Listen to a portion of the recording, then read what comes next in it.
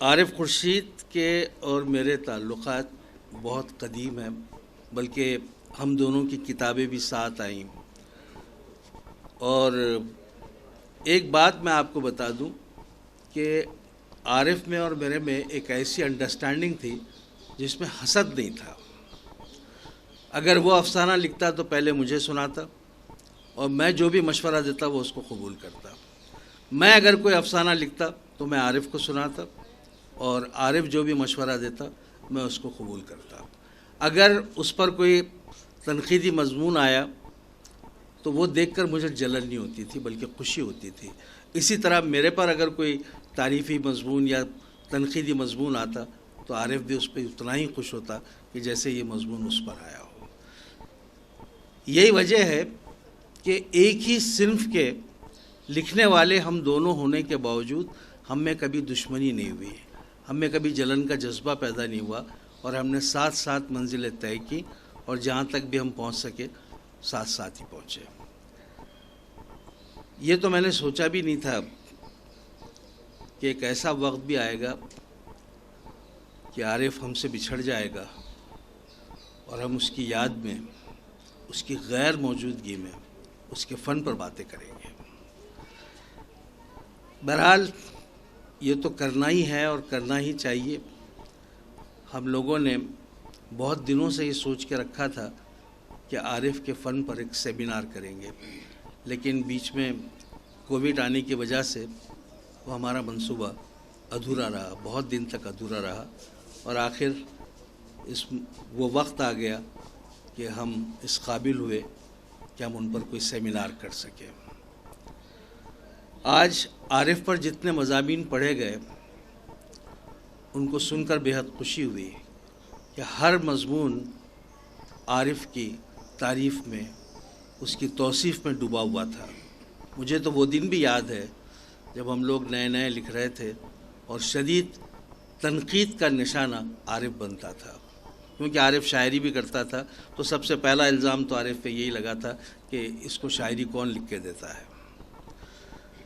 دوسرا یہ کہ وہ افسانے بھی لکھتا تھا اور محمود شکیل صاحب کے بہت قریب تھا، تو یہ بھی ایک گمان شروع ہو گیا کہ شاید عارف کو محمود شکیل لکھ کے دیتے ہوں۔ لیکن لکھ کر دینے والا کب تک لکھ کے دیتا؟ عارف نے مسلسل لکھ کر یہ ثابت کیا کہ وہ خود لکھتا ہے، خود ساختہ ہے۔ عارف میں کئی خوبیاں تھیں۔ وہ مزاج کا بہت سخت تھا، غصیلا بھی تھا، لیکن جب ہم لوگوں نے عالمگیر ادب کا قیام عمل میں آیا اور ہر اتوار کو ہماری محفلیں ہونے لگی، تو رفتہ رفتہ مجھے محسوس ہونے لگا کہ عارف شاید اپنے اس فطری غصے سے دور ہو گیا ہے۔ بلکہ بعض وقت ایسا ہوتا تھا کہ مجھے غصہ آتا تھا کسی بات پر، اور عارف اتنا ہی خاموش بیٹھ کر تو بہت سنجیدگی سے وہ بولتا تھا اور سمجھاتا بھی تھا کہ نہیں، اس کو ایسا کر لیتے ہیں۔ تو مجھے کبھی کبھی میں عارف کو بولتا تھا، یار یہ عالمگیر ادب نے کہیں تمہاری پٹھانی تو نہیں چھین لیا؟ اور وہ مسکراتا تھا اور خاموش رہ جاتا تھا۔ تو بہرحال میں وقت بہت ہو گیا ہے تو میں فوری طور پر آج جو کچھ پڑھا گیا اس پر کچھ بات کر لوں، مختصر صحیح۔ عارف پر 2 نظمیں پڑھی گئی، احمد اورنگ آبادی اور خان شمیم نے۔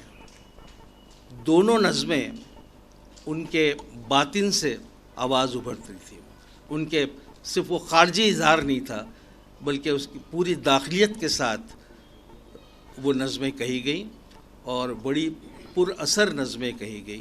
ایسی نظمیں جو بہت کم لکھی جاتی ہیں، کسی مرحوم پر لکھتے وقت عام طور پر اتنی وابستگی کے ساتھ یہ نظمیں نہیں کہی جاتی، تھوڑا سا ان کا بیان ہو جاتا، صفات بیان ہوتی ہے اور معاملہ ختم ہو جاتا۔ لیکن ان نظموں میں جو شاعر ہے وہ بھی اس غم میں عارف کی دوستی میں ڈوبا ہوا تھا۔ اس کے بعد مقالوں کا سلسلہ شروع ہوا۔ کوثر حیات نے پہلا مقالہ پیش کیا۔ میں ان کو مبارکباد دوں گا کہ ایک لڑکی بہت تیزی سے ادب کے افق پر نمودار ہوئی، اور ان کے مضامین، ان کی شاعری، بہت ساری چیزیں ان کے مسلسل فیس بک پر اور واٹس ایپ پر اور کچھ چینلز پر ان کی چیزیں آنا شروع ہو گئی ہیں۔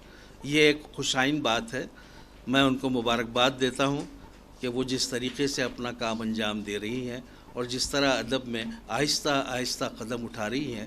مجھے امید ہے کہ ایک دن کوثر حیات وہ مقام پا لیں گی جس کا شاید ابھی انہوں نے تصور بھی نہیں کیا۔ تو ان کا جو مضمون تھا اس میں عارف خورشید کے تقریباً انہوں نے افسانوں پہ بات کی، ان کی شاعری پہ بات کی، ہلکا سا خاکے کی طرف بھی اشارہ کیا۔ دوسرا مضمون ڈاکٹر شکیل احمد خان کا تھا، بہت عمدہ مضمون تھا۔ اس کی خوبی یہ تھی کہ انہوں نے عارف خورشید کے افسانوں کے کرداروں کا نفسیاتی تجزیہ کیا اور حوالوں سے وہ ساری چیزیں انہوں نے پیش کی۔ میں ہمیشہ ان سے کہتا رہتا ہوں کہ ان میں تنقید کی بڑی عمدہ صلاحیتیں ہیں اور ان کو تنقید کی طرف فوری آنا چاہیے۔ میں ہمیشہ ان کو ٹوکتا رہا۔ آج ان کا مضمون سن کر مجھے بہت خوشی ہوئی کہ چلیے آغاز تو ہو گیا ہے۔ مجھے امید ہے کہ اب یہ سلسلہ رکے گا نہیں اور ان کے قلم سے ہم کو یقینی طور پر بہت اچھے مضامین پڑھنے کو ملیں گے۔ تو بہرحال انہوں نے عارف صاحب کی مختلف یادوں پر، ان کی باتوں پر، ان کے اپنے نجی تعلقات پر اور ان کے افسانوں پر بہت عمدہ مضمون پڑھا۔ قاضی نوید صاحب ایک ایسے خانوادے سے آئے ہیں جہاں اٹھتے بیٹھتے سوتے ان کو اردو سننا تھی۔ جے پی سعید صاحب کا نام اب یعنی اس کے تعارف کی ضرورت نہیں ہے۔ جب تک ہم جیسے ان کے شاگرد زندہ ہیں، وہ بھی زندہ ہیں، ان کا کلام بھی زندہ ہے، ان کی باتیں بھی زندہ ہیں، اور انہوں نے ہم پر جو کچھ محنت کی وہ ہم کو ایک ترغیب دیتی ہے کہ ہم اپنے شاگردوں کو کیا دے رہے ہیں، اپنے آنے والی نسلوں کو، اپنے بعد آنے والی نسلوں کے لیے ہم کیا کر رہے ہیں۔ یہ ایک احساس بھی وہ ہم کو دلاتے ہیں۔ تو ہمارے قاضی نوید جو ہے ان کے فرزند ہے۔ اب آپ یہ دیکھیے کہ جس استاد نے ہم پر اتنی محنت کی کہ آج ہم اس قابل ہوئے کہ مائک پر کھڑے رہ کر 2 لفظ کہہ سکے، تو انہوں نے اپنے بچوں پر کیا محنت نہیں کی ہوگی۔ اور اس کا ثبوت یہ تھا کہ عارف خورشید کی خاکہ نگاری پر انہوں نے بڑا مفصل، بہت بہترین، اور جو کوٹیشنز اور اس کا انہوں نے انتخاب کیا، ان کے حسن نظر کی وہ داد مانگتا ہے۔ بہت اچھا مضمون تھا، بہت بھرپور مضمون تھا۔ میں تو یہ کہوں گا کہ اس مضمون کو آپ کسی اچھے رسالے کو بھیج دیجئے، وہ یقینی طور پر شائع ہو جائے گا۔ بہت اچھا مضمون، اور بیان بھی بہت اچھا، پیشکش بھی آپ کی بہت عمدہ تھی۔ قاضی نوید صاحب کے بعد ہمارے بہت چہیتے شاعر سلیم محی الدین صاحب نے عارف خورشید کی غزل پر مختصر سا صحیح لیکن بڑا جامع مضمون پیش کیا، اور انہوں نے جن اشعار کا انتخاب کیا وہ داد کے قابل ہے۔ انہوں نے ایسا لگتا ہے کہ عارف کے اس میں سے دیوانوں میں سے جتنے اس کی کتابیں ہیں، ان میں سے اس کے جو بہترین شاہکار شعر تھے ان کا انتخاب کیا اور وہ یہاں پر پیش کیا۔ ابو بکر رہبر کا مضمون میں سمجھتا ہوں کہ اپنی اہمیت کا بہت اہم مضمون ہے، کیونکہ ہم لوگ عارف کے افسانوں پر بات کرتے ہیں، ان کی شاعری پہ بات کرتے ہیں، ان کے مطلب ان کی ثلاثی پر بات کرتے ہیں، لیکن ایک ایسا بڑا حصہ جو صیغ راز میں اور پردے میں تھا، ان کا بچپن اور ان کی ابتدائی زندگی، ان ساری باتوں کو کور کرتے ہوئے ابو بکر رہبر نے ایک بہت اچھا مضمون پیش کیا، اور یقیناً اس مضمون کی ایک اہمیت ہے اور یہ اہمیت باقی رہے گی، کیونکہ جب بھی کوئی عارف پر کام کرے گا اور وہ عارف کی زندگی کے حصوں کو جاننا چاہے گا، جس میں بچپن بھی بہت اہم حصہ ہوتا ہے، تو یہ مضمون اس کے لیے بہت کارآمد ثابت ہوگا۔ ڈاکٹر مسرت فردوس صاحبہ کا میں ہمیشہ ہی سے قائل رہا ہوں۔